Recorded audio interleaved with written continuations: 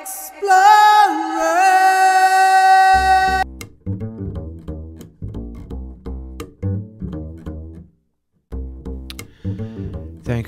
for tuning in.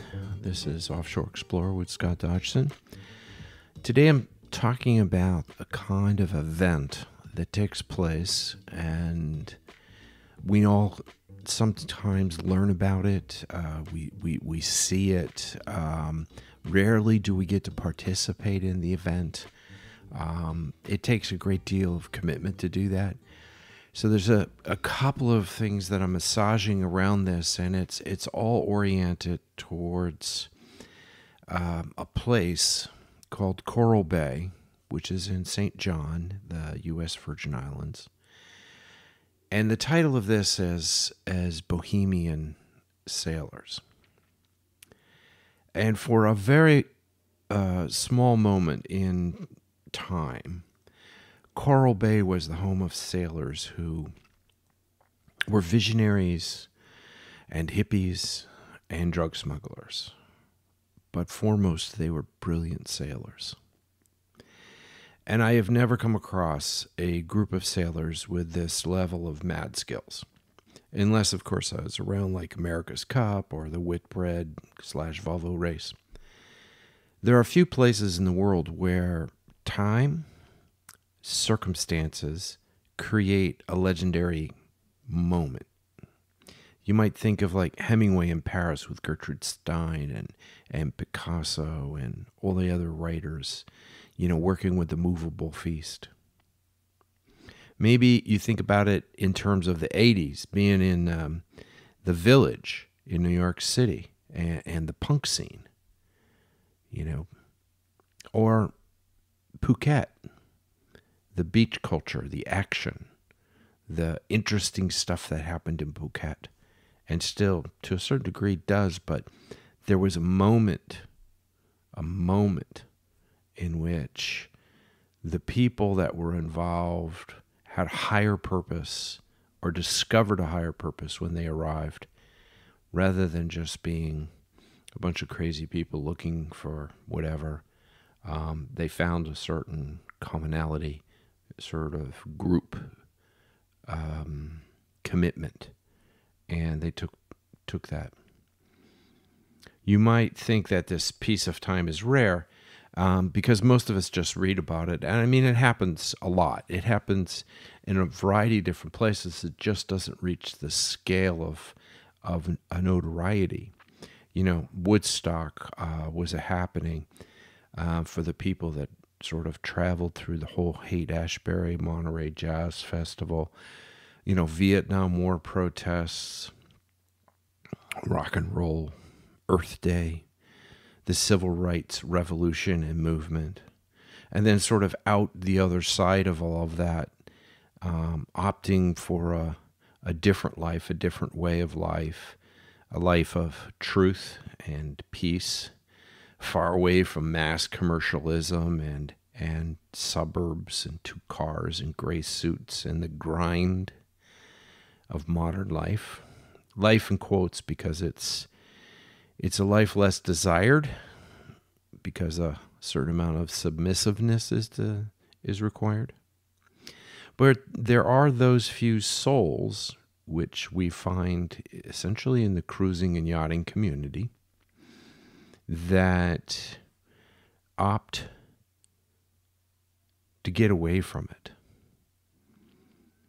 And these few brave souls found a place in Coral Bay. I was there. I was lucky enough to be there and be a part of this little recognized but profoundly interesting and moving and important moment, brief moment. And it happened. It lasted for a few years. It was full of being cool. It was cool. It was noble. It was honest of purpose. And for a brief moment, these principles all existed in one sort of interesting place. And I always refer to it as, if you've ever asked yourself, You might have to be of a certain age to realize this, that whatever happened to the hippies? Well, this continuum of whatever happened to hippies with free love and LSD and smoking pot and all the rest of this kind of stuff, it existed. These people went on. In fact, one of the in Los Angeles, one of the biggest real estate developers in this neighborhood in Los Angeles in general, it was a hippie. He owned a boat. He had a girlfriend. He was 92 years old when he died, and his girlfriend was like 26. It was crazy, but he was a cool guy. I mean, but he came from that whole, he went from being a hippie to being a sauna tube, bath guy to, owning a big yacht, and made millions of dollars, but sort of kept the same attitude of what? Freedom, free love, open mind, exploration. And this group I found was sort of gravitated towards Coral Bay. They lasted a few years. I was involved with them, not so much in the middle of it, but sort of on the outside of it with maybe 1 foot in. So it gave me a kind of perspective. So one thing you can be sure of, things change. And Coral Bay is no different than any other bay, except the change had come a little bit slower than most. Coral Bay, for those who are not familiar with it, is located on the eastern end of St. John in the U.S. Virgin Islands. It is more a protected anchorage than a port. There's a network to the east of the village of Coral Bay, and it's almost 360 degrees surrounded as a kind of hurricane hole. It's a brilliant place for a hurricane. I've spent some time there during hurricanes. And it's protected from the ocean. There's low slung hills that sort of protect also from the winds, and if the wind comes from the north, the mountains in the north help protect the hurricane hole. So it is, without a doubt, like the best place to take cover when storms come. And it's deep enough that you're not going to get too much in terms of like waves, and it's just everything is sort of blocked off. You come into a couple of little areas where you have to turn to port and go along a little bit. Then it's like going up a river, but it's not. Then you have to go to starboard, and then you go for a little bit, then you have to go to port. So there's this sort of, it's almost a natural harbor in that regard. But there's a few really small places so that you can tuck your boat in there and be relatively safe from hurricanes that come. And I mean, Coral Bay got hit pretty bad in their last kind of devastating hurricane that hit the Virgin Islands and Puerto Rico, and we all sort of know that kind of stupidness. The church lost its roof. A few boats sunk in the bay. That bay is not protected. Normal winds it is. It's open to the south. And of course, you have to deal with a good 360 degrees of wind over time as a hurricane comes. So Coral Bay is really it's sort of open to the south. It's somewhat protected, but it's no place to be sitting when hurricane comes. I had Coral Bay painted as on the stern of my boat for about 20 years as my home port. I owned a mooring there right in the center of the bay, which I actually traded for boat supplies because I knew I wasn't going to spend really any time on the mooring whatsoever. And I sold it I traded it with Trudy, who owned a little ship store and a sail loft. And she and her husband Brian, lived aboard a home-built 30-foot sailboat with their son Mikey, who was a nearly feral island boy. I mentioned this family because I would like to talk about these people that were sort of didn't find or found.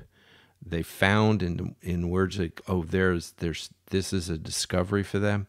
But they were a little bit like pioneers, because the place had there was one dirt road that ran from Coral Bay, which is the only town, which is on the other end of the island.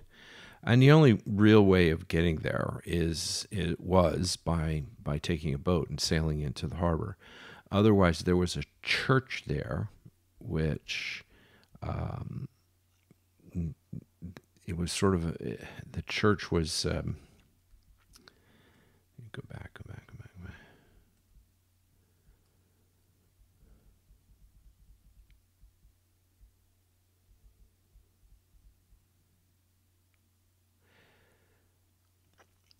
So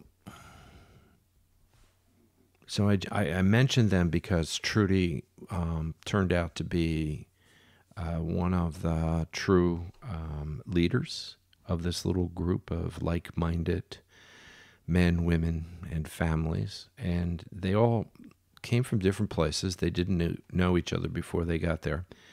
But they ended up finding this little out-of-the-way paradise and building a life and a community more along the lines of a commune.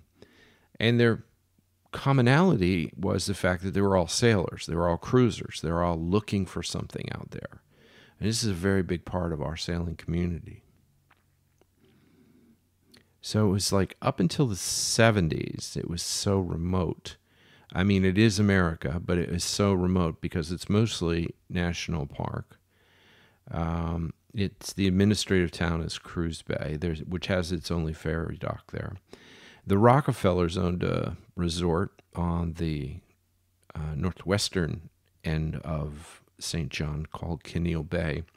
And that was a very famous place for rich people to go and vacation. And it got destroyed in Irma, the hurricane. And what the Rockefellers didn't know was all national park. And the administrator of St. John was usually appointed by the President of the United States. And they basically just didn't pay attention to it because there wasn't much there.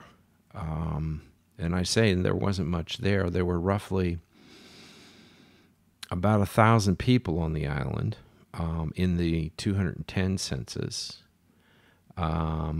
And there was about 4,700 people, somewhere in that neighborhood, just prior to Hurricane Irma.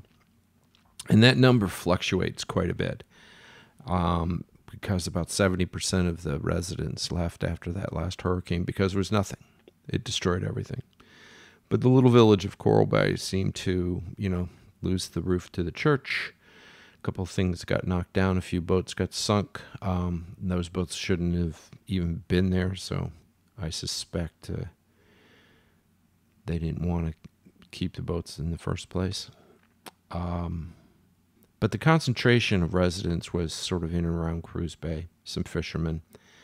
And to get from Coral Bay to Coral Bay requires like a 4-hour drive on dirt roads. This is before. And what's kind of interesting is during the late 60s, early 70s, there was this group of people. As I said, they sort of went through the whole Woodstock thing. They were hippies. They were young adventurers. They were, some had skills, but they all were sailors, and they were part of a very small, during that period, liveaboard community. There weren't a lot of liveaboard. And I might mention about the liveaboard communities. I mean, there were people living on boats. Don't get me wrong. But the number of people that started to live on boats is pretty much conducive to the number of and the size of the boats. A lot of boats like Catalinas and large production boats began to populate marinas, and they were actually wonderfully comfortable to live aboard and sail. But a lot of these people, kind of coming out of the late 60s, early 70s, they were hippies, the young people. They were sailors, which this story is important for. And they decided to go cruising. And it was a good thing. So the word went out. And a lot of people from the East Coast of the United States, from Boston all the way down, made the trek to get away from the man, to smoke what you want, to build a good life with a communal narrative, which was for the good of all.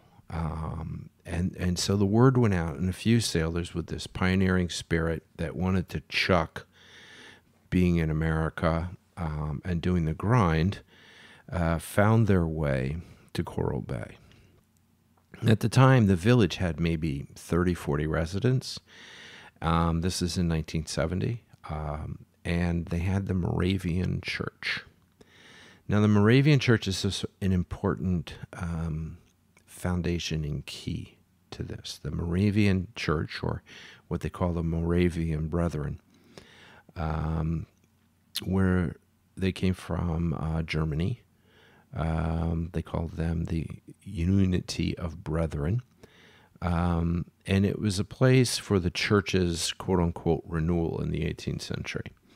It is the oldest Protestant denomination in the world, and it dates back to the Bohemian Reformation of the 15th century. So they had to escape in 1722 from Saxony and from Moravia, where you get the name of Moravian Church, and to escape the religious persecution, which began, by the way, in 1457. Little factoids today. And they went off and they created their own kingdom in Silesia.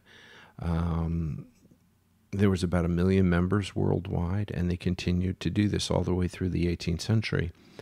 And one of their key things was to do missionary work.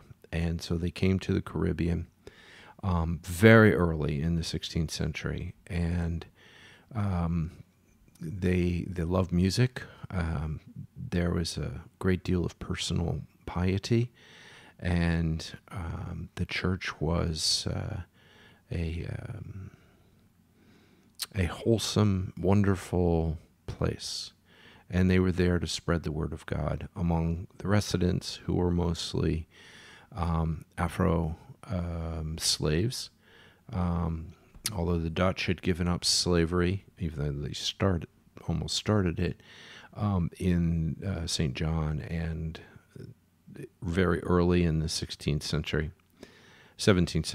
And so the island had a few Afro slaves that were transplanted there, and they were there for, of course, they had their own freedoms and their own individual thing, and they lived in this very harsh environment, by the way.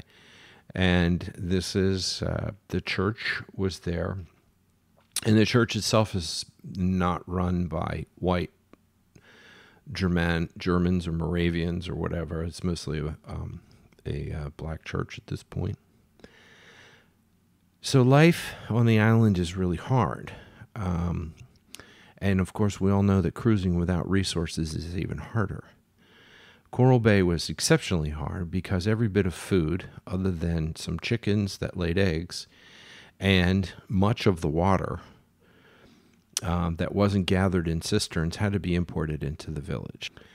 So if you needed a part for your boat, you had to go to St. Thomas, where for the most part, they would order it for you to be shipped out of Florida, and it took months of the supply chain to actually reach you. You had to kind of get food from St. Thomas.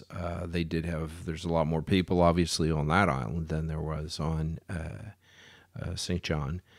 So there was a lot of going back and forth, or you could sail to Cruise Bay, drop your hook, and take the ferry over into Charlotte Amalie, go do your shopping, come back on a ferry, get back on your boat, sail 3 hours around to Coral Bay, and then offload your boat, because there's a dock there now, but there was just nothing but a concrete slab that just sort of stuck out a little bit into the bay and about 1.5 feet of water, enough for a dinghy, but certainly not enough for a boat.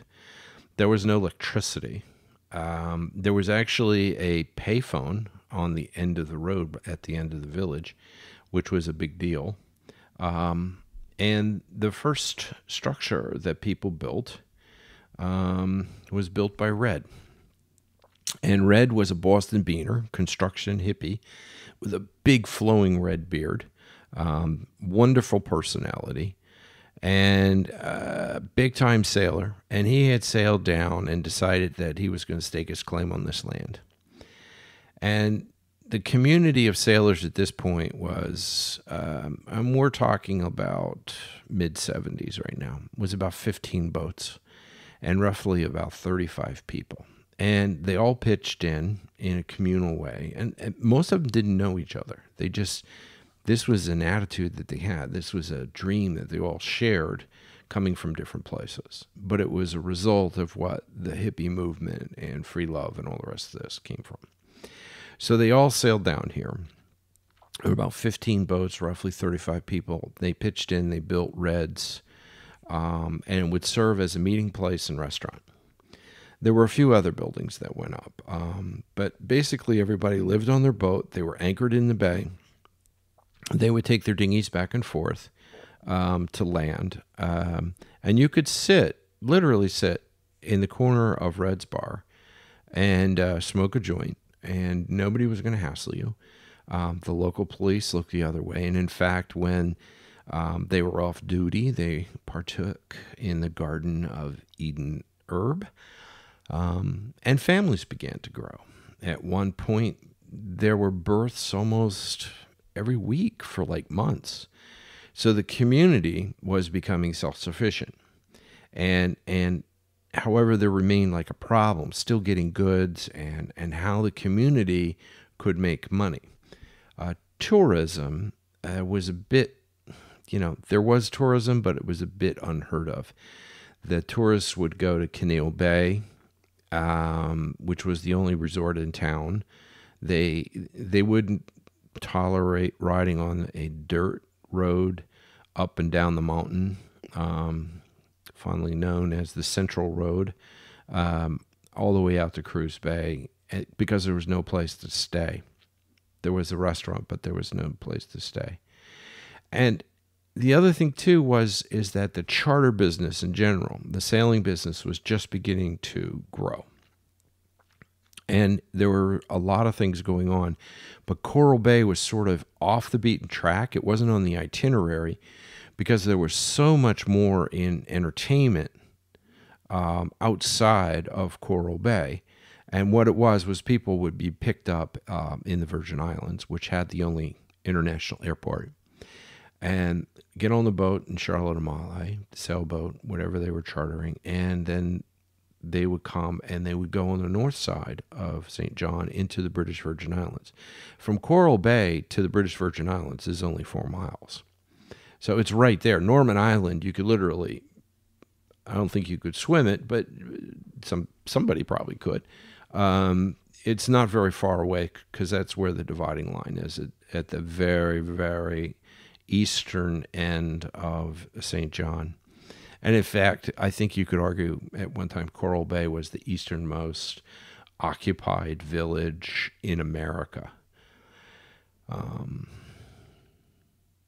But the interesting thing is that everybody sort of skipped St. John. And they wanted to get into the more sheltered part of the British Virgin Islands.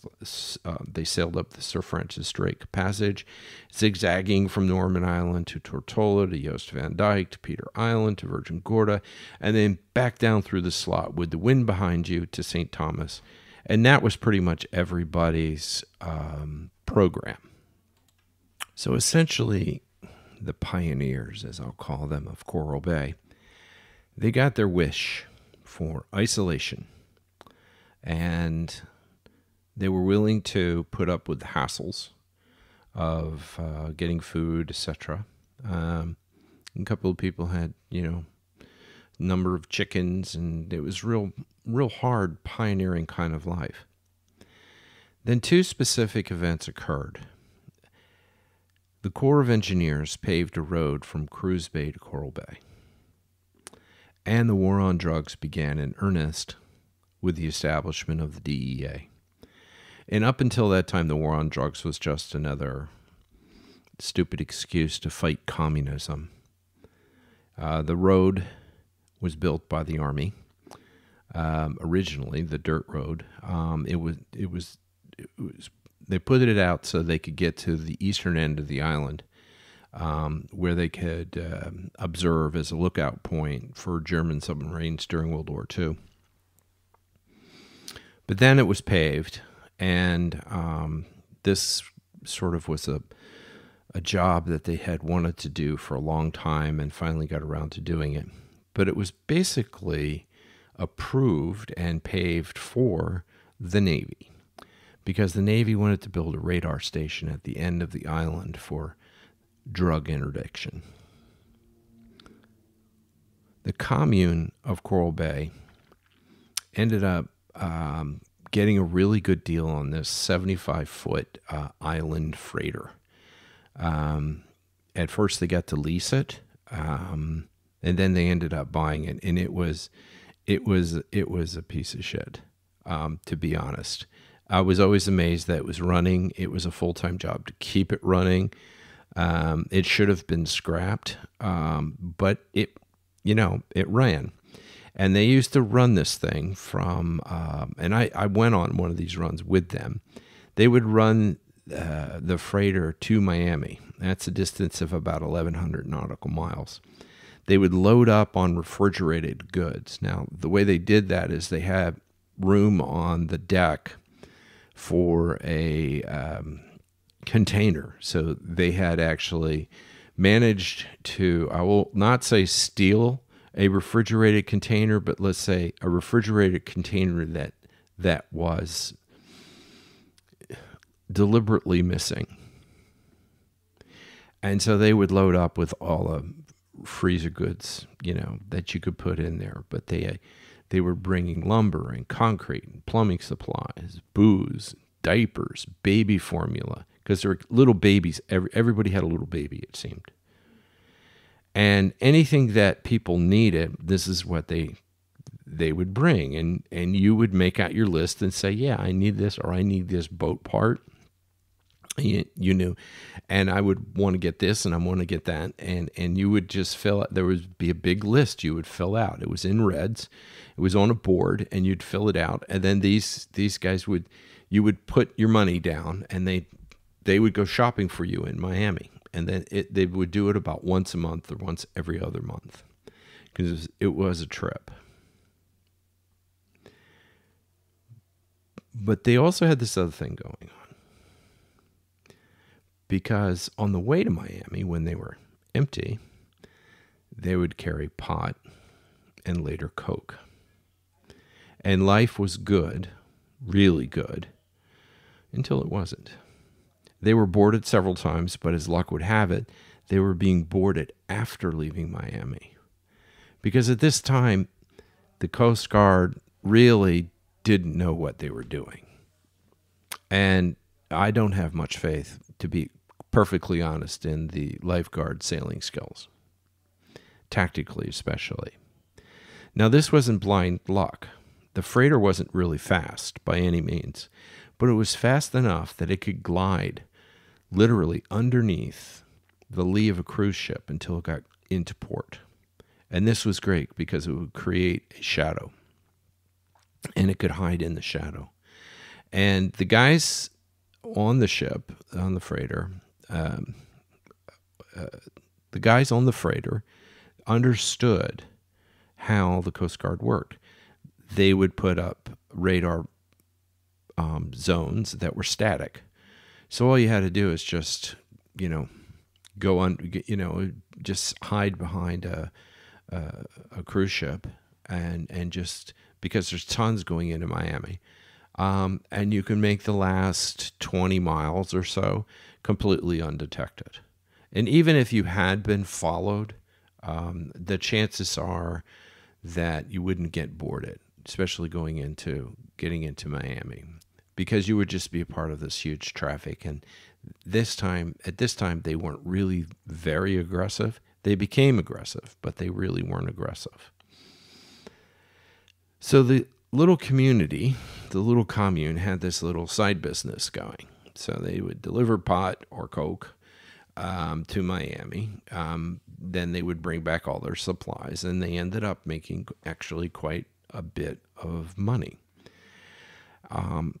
But the big question from a sailor's point of view is, how did the eastern end of St. John, how did they get all the coke and pot in the first place? Well, a lot of that was a long and elaborate series of handoffs and ruses. The Coast Guard and the Navy waited outside Columbia with their radar, and all the vessels that these guys were sailing, our pioneers, our sailing Bohemians, were wood. They had wood masts. There wasn't a single. If you didn't know better, you would go there and you go, "Wow, what a lovely place! Look at all the wooden boats. These are like classic antiques." And actually, if there's a few of them that won in their classes at Antigua Race Week and other races, because they were beautiful wood boats. And these wood boats just don't show up on radar very well. But they did another trick. They would come out of Columbia loaded, and in some cases, these boats could carry up to a ton. Some cases, there was 2 boats that I know of. My boat specifically could carry 2 tons, and which is a lot of money, especially a ton of coke is a lot. And what they would do is they would island hop. So they would go into a bay, say they'd sail up to, say, the Grenadines. They'd hop into a bay, okay, and they'd offload it onto another boat. So if that boat was being followed that came out of Columbia, they would turn and they would go away. They would just go on a sail. And then the actual pot would be on a different boat, and it would go up to another place, like, say, Guadeloupe. They would go into Guadeloupe.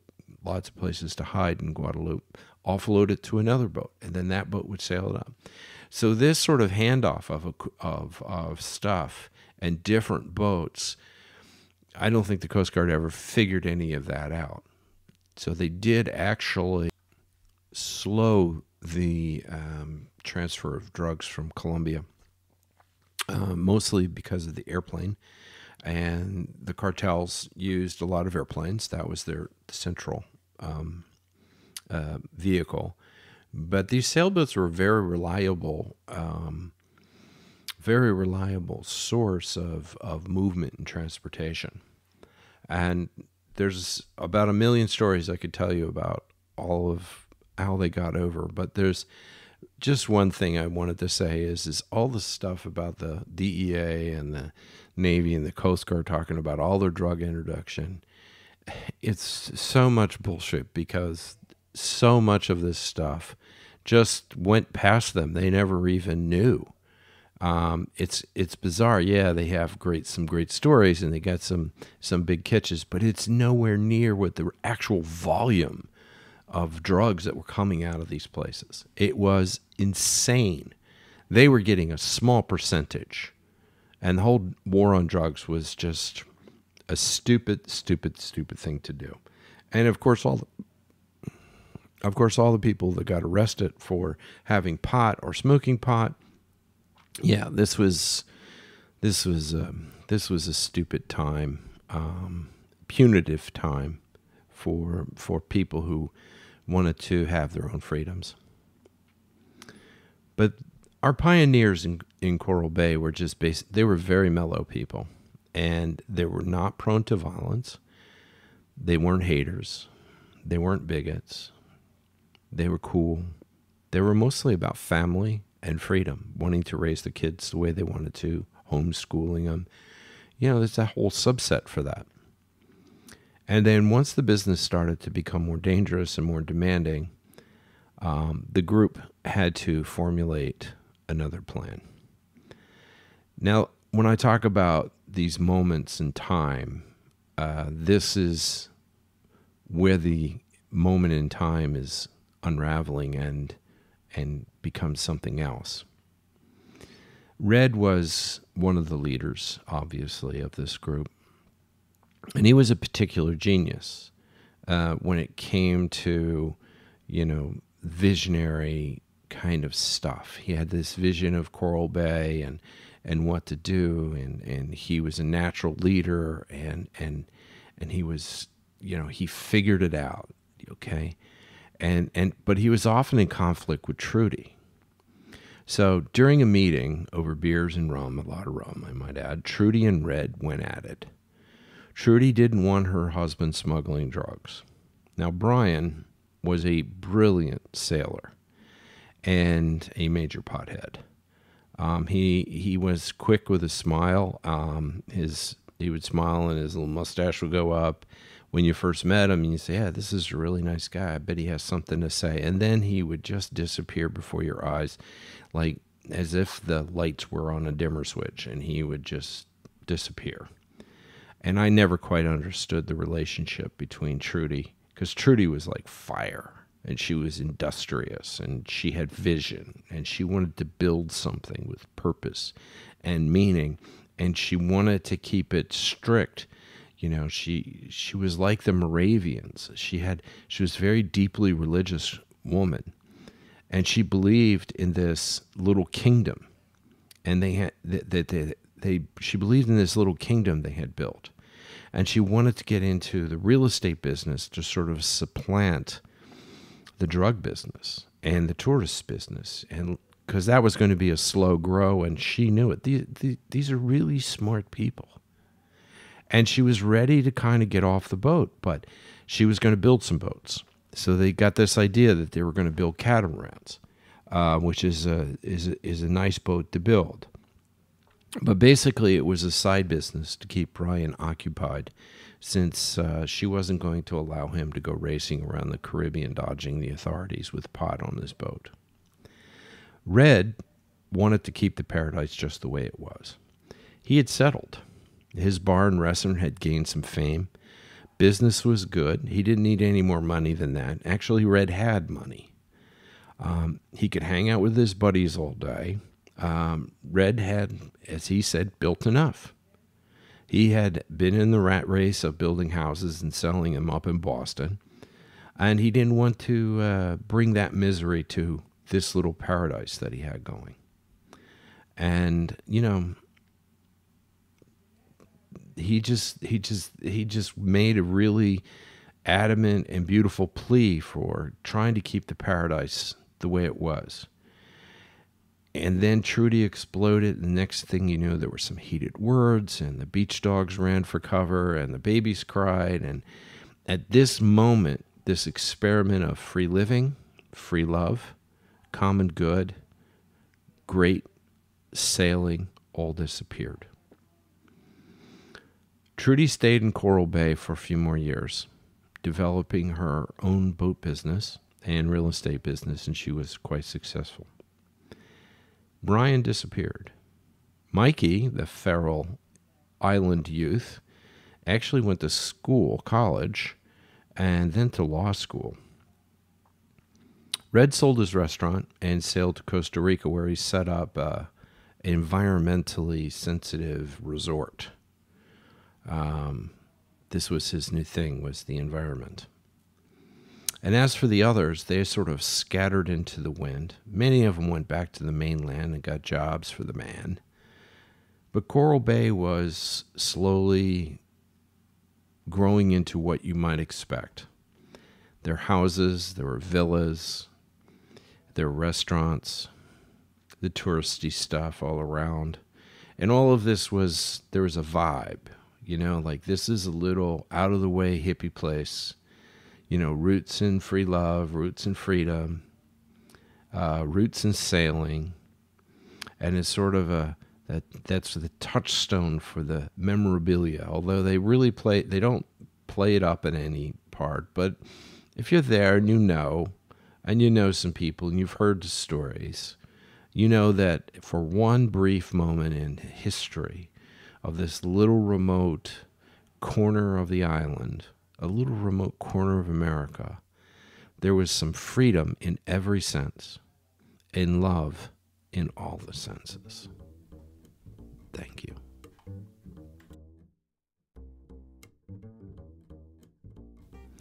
I want to thank you all for listening. The opening music is by Paulette McWilliams, the beautiful Paulette McWilliams. You can find her newest album, A Woman's Story, wherever you get your music. It is a brilliant album. She has a long history, and she is, of course, my mate, and she's going on tour in Europe at the end of July, finally getting out of the COVID stuff. But anyway, it's Paulette McWilliams, A Woman's Story. Also like to thank all of you who have liked and left comments, especially if you're listening to us on Apple. We'd appreciate a rating and a comment. If there's any other comments you'd like to make, please feel free to just send me a message, and I'd be happy to answer them. I appreciate everybody. We will be not broadcasting next week. We've got the 4th of July weekend coming up, and I am going to be doing some filming and sailing at the same time.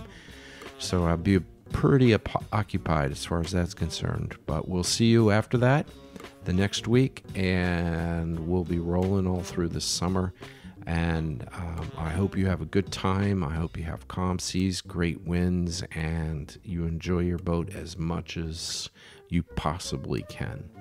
Thank you, and safe seas.